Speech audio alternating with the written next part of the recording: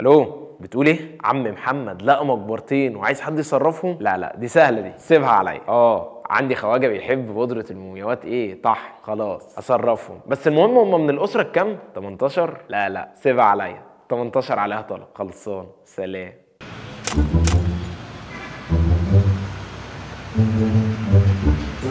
اكيد سألت نفسك في يوم هو ليه الغرب بيسرقوا اثارنا ومومياواتنا؟ واكيد في نفس الوقت لقيت حد داخل عليك وبيقول لك ان هم بيسرقوها عشان يعرضوها عندهم في المتاحف. بس للاسف اللي محدش هيقوله لك هم كانوا بيسرقوا اثارنا زمان لاغراض تانية، والاغراض دي اغراض مرعبه، زي انهم كانوا بياكلوا المومياوات.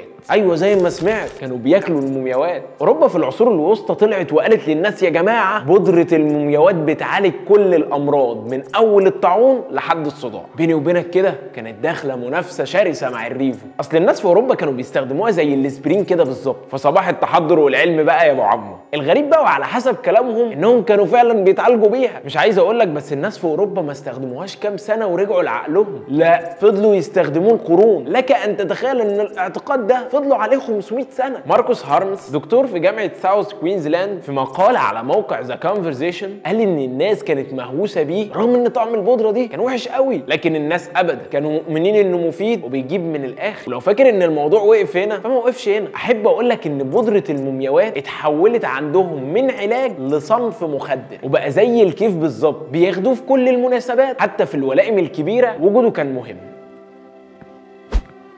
بيقول لك ايه بقى يا سيدي، رغم ان الاوروبيين كانوا عارفين ان دي بقايا انسان لكن ما كانوش بيقدروا يبطلوه، بالعكس دول كانوا بيبعتوا يجيبوه من مصر، لدرجه ان الناس في مصر صنعوا مخصوص مطاحن عشان تطحن الجماجم والمومياوات. خد بقى تعالى اقول لك سر، انت مش واخد بالك من حاجه؟ هي المومياوات ما بتخلص، يعني بالصلاه على النبي كده في كام موميا لسه موجوده وجثثهم محفوظه. ما سالتش نفسك خالص السؤال ده؟ بسبب ان المصريين ما كانوش عارفين يلحقوا على طلبات اوروبا، فسنه 1564 شك الدكتور الملكي جيدي لافونتين في الموضوع، فقرر انه يبحث في الموضوع، واكتشف ان المصريين ما كانوش بيبعتوا جثث مومياوات، كانوا بيبعتوا جثث فلاحين ميتين من سنوات. عم متولي الله يرحمه كان عامل قلق على سفره عزايم اوروبا. انت دلوقتي اكيد قلت ها وبعدين بعد ما الناس عرفت ايه اللي حصل؟ لا احب اقول لك ان الناس ما عرفتش ولا حاجه، لان الموضوع وقتها اتكتم عليه وفضلوا مكملين يبيعوه عادي جدا طالما مقتنعين انه بيعالج وطالما بيدخل لهم فلوس. اصل بيني وبينك بالعقل كده، مش بعد ما عملوا محلات ومطاحن متخصصه في النوع ده من التجاره يوقفوا البيع فجاه؟ افتكر كده دايما ان البيزنس ما بيعرفش ابوه، اهم حاجه الكاش. اديني سبب عشان نوقف. راس ماليه قذره مالناش دعوه. المهم ان التجاره ديت فضلت مكمله لسنه 1922 وتحديدا لحد اكتشاف مقبره توت عنخ امون، ولقوا اللورد الانجليزي كارنارفون مقروص من بعوضه وميت في مقبره توت عنخ امون، وساعتها قالوا دي لعنه الفراعنه والفراعنه بتنتقم مننا، فبقوا يخافوا وقرروا انهم يبطلوا يستخدموا بودره المومياوات كعلاج. وكل ده طبعا كان بيحصل ومحدش كان يعرف عنه حاجه. اراك لاحقا.